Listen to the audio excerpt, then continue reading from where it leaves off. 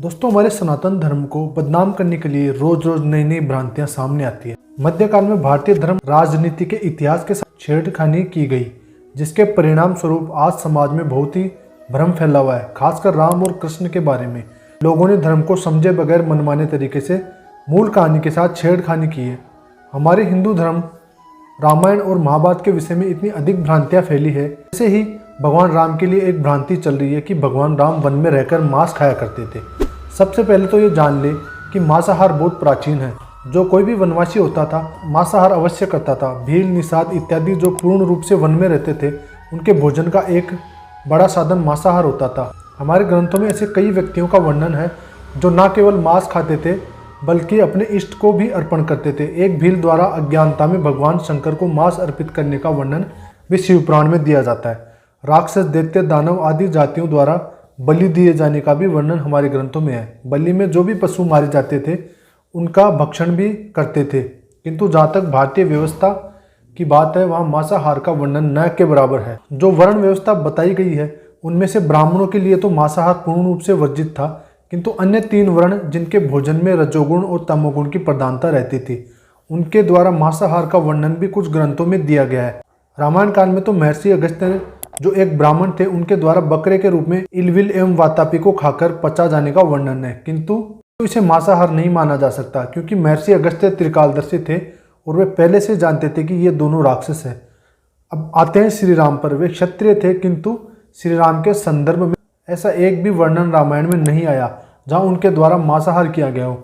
यहाँ तक कि जब श्री राम, देवी सीता एवं वीरवर लक्ष्मण वनवास को गए तो भी उन 14 वर्षों में उन्होंने केवल कंदमूल का ही भोजन किया। किसी भी ग्रंथ में ऐसा कोई वर्णन नहीं है कि श्री राम मांसाहारी थे। के प्रश्न पर आते हैं, यदि श्री राम मांसाहारी नहीं थे तो मृग को पकड़ने क्यों गए? यह संशय इसी कारण उत्पन्न होता है क्योंकि हम में से अधिकतर लोगों ने मूल वाल्मीकि रामायण नहीं पढ़ा।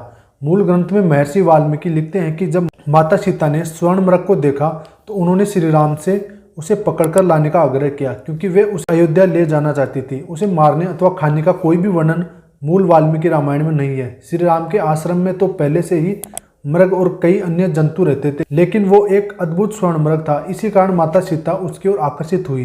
बाद में रामायण के कई और संस्करण बने जिसमें चीजों को कुछ अलग तरह से लिखा गया। रामायण के सबसे प्रसिद्ध संस्करण श्री रामचरितमानस में गोस्वामी तुलसीदास लिखते हैं कि जब सीता जी ने उस स्वर्ण मृग को देखा तो उन्होंने उसकी स्वर्ण छाल लाने का आग्रह किया, जिसपे श्री राम एवं स्वयं बैठ सके। ऐसा ही एक श्लोक रामायण में भी है। निश्चित रूप से इसके लिए उसका आखेट करना आवश्यक था। यदि छाल के लिए आखेट किया भी जाए तो इसका अर्थ ये नहीं होता कि उसका मांस खाया जाए। हालांकि मानस में ऐसे कई संदर्भ जिसे समझ पाना हम साधारण मनुष्य के लिए संभव नहीं है। इसलिए बाद में मानस शंका समाधान नामक एक पुस्तक लिखी गई जिसमें उन सभी घटनाओं को समझाया गया है। जो सब लोग सरलता से नहीं समझ सकते, मैं अनुरोध करूंगा कि एक बार उसे अवश्य पढ़े। रामचरितमानस के अनुसार जैसे श्री राम ने उस स्वर्ण मृग को देखा, वो समझ गए कि वो मृग मायावी, क्योंकि पृथ्वी पर कोई स्वर्ण मृग हो ही नहीं सकता था। लक्ष्मण ने तो तत्काल शंका जताई कि ये कोई मायावी है, किंतु वो श्री राम की लीला और रावण के वध का एक महत्वपूर्ण चरण था। इसी कारण श्री राम सब जानते हुए भी उसके पीछे चले गए। श्री राम जो भगवान विष्णु के अवतार थे, उनसे भला क्या छिपा रह सकता है। इसी कारण श्री राम उसके आखेट को गए और निसंकोच उस मायावी मृग का, जो वास्तव में ताड़का का पुत्र मारीच था, वध कर डाला। समस्या बस इतनी हो गई कि हम अज्ञानी लोगों ने इस घटना को पशुवध और मांसाहार से जोड़ दिया, जो पूर्णतः गलत है। आशा है कि आपकी शंका का समाधान हो गया। जय श्री राम दोस्तों। अगर आपको वीडियो अच्छी लगी तो चैनल को सब्सक्राइब कीजिए और वीडियो को लाइक कर दीजिए। मिलते हैं एक नए वीडियो के साथ। थैंक यू दोस्तों।